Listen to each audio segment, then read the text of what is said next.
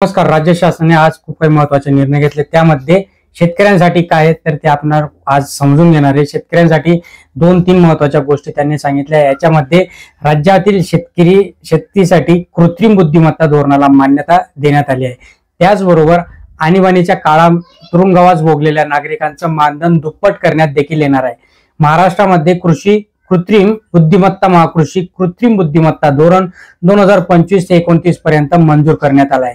आता कृत्रिम बुद्धिमत्ता आणि उदयोन्मुख तंत्रज्ञानाचा वापर करून कृषी क्षेत्रामध्ये परिवर्तन घडवून आणले जाईल असं त्यांचा दावा आहे. त्यामुळे मंत्रिमंडळ बैठकीमध्ये घेतलेला हा निर्णय शेतकऱ्यांसाठी खूप महत्त्वाचा ठरेल असं आता त्यांना वाटायला लागले.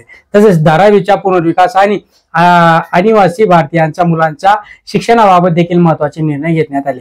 पण कृषीसाठी त्यांनी खास 2-3 महत्त्वाचे निर्णय घेतले, ते जाणणार आहोत. चॅनलला सबस्क्राईब करा, लाईक करा, शेअर करा. बघा, महाराष्ट्रात कृत्रिम बुद्धिमत्ता ॲग्री AI धोरण 2025 ते 29 मंजूर झालंय. कृषी क्षेत्रातील कृत्रिम बुद्धिमत्ता आणि उदयोन्मुख तंत्रज्ञानाचा वापर करून याच्यामध्ये शेतीला चांगली चालना देण्यात येणार आहे.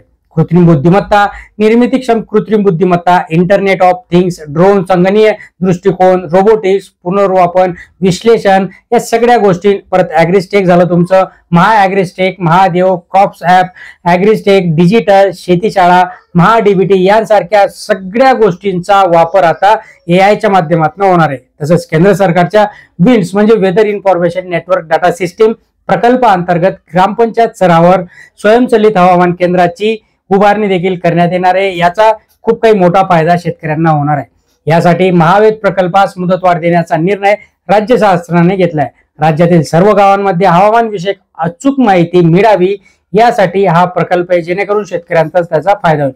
शेतकऱ्यांना हवामानावर आधारित कृषी विषयक सल्ला, मार्गदर्शक या ऍपच्या माध्यमातून मिळणार आहे, जेणेकरून शेतकऱ्याला कळेल की आजचं तापमान किंवा वातावरण कसं आहे, आणि मग त्याच्या सगळ्या गोष्टी आल्या, तुमच्या पेरणीसाठीच्या आल्या, तुमच्या मशागतीसाठीच्या आल्या, तुमच्या काढणीसाठी आल्या, या सगळ्या गोष्टी तुम्हाला तिथे कामात येणार आहे. सगळ्यात महत्वाचं म्हणजे जे AI धोरण ते वापरण्याचं म्हणताय, AIचा फायदा शेतकऱ्यांना असा होईल की जे काही मोठमोठे तंत्रज्ञान आहे त्या तंत्रज्ञानाच्या माहितीने ते AI मध्ये साठवलं जाईल आणि एका क्लिकवर शेतकऱ्यांना त्यांच्या प्रश्नाची उत्तरं तिथे मिळतील. मित्रांनो, या 2 गोष्टी महत्वाच्या आहेत. ज्या आज जे काही 10 निर्णय घेण्यात आले, ते 10 निर्णयामधून शेतकऱ्यांसाठी हे 2 महत्वाचे निर्णय होते. मित्रांनो, चॅनलला सबस्क्राईब करून ठेवा, लाईक करा, शेअर करा. धन्यवाद.